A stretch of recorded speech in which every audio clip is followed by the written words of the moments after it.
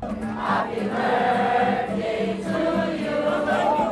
Happy birthday, happy birthday, happy birthday. Preferences for food, and then he said yes. Well, that's my only complaint is that I really miss Filipino food. Former Philippine President Rodrigo Duterte turned 80 on Friday, but it wasn't a grand celebration befitting the former leader of a nation.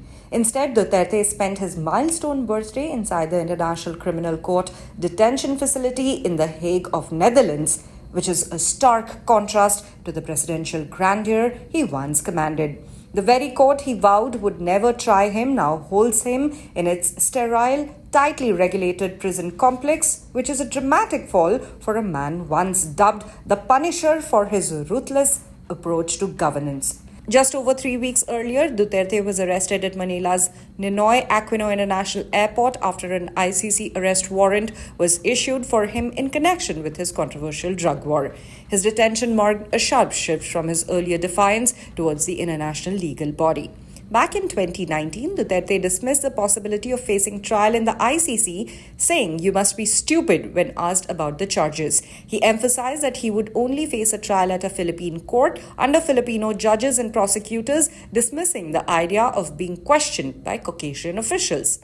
Now, at the age of 80, that defiance has been replaced by the reality of international justice. Duterte spends his days in a modest cell furnished with just a single bed and basic amenities. The only connection to the outside world is a computer linking him to his defense team. The once unassailable leader, known for his hardline tactics and fiery rhetoric, now faces the unyielding walls of the ICC detention center, which holds individuals awaiting trial for crimes including genocide, war crimes, and crimes against humanity. While Duterte's detention has become a rallying point for his supporters, Filipino political allies marked his birthday with celebrations both in the Netherlands and Philippines. Back home, Duterte's allies are working to convince the Senate and the Filipino public that his arrest and the transfer to the ICC were violations of Philippine sovereignty and laws. They argue that the country's constitution prevents Duterte from being tried by a foreign court.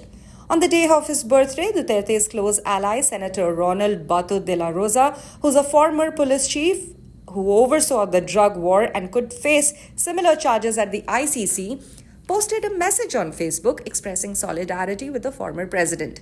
He wrote, "Everything is temporary, so let's stay strong, keep fighting, and don't surrender."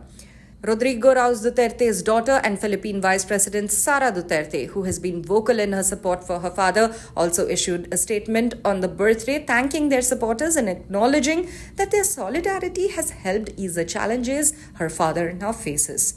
She urged Filipinos to pray for her father's health and his swift return to the Philippines. Despite the turmoil, she has stayed in The Hague to help build her father's defense team. She had flown there shortly after Duterte's arrest and has since taken an active role in assisting his legal efforts. However, Duterte's detention conditions are strictly regulated. On the 27th of March, just a day before his birthday, the ICC reportedly denied Vice President Sara Duterte's request to bring in several suitcases and a balikbayan box for the former president. Earlier, Duterte's common-law wife, Hanialit Avancenia, was also denied a visit. These denials have added to the frustration surrounding Duterte's confinement.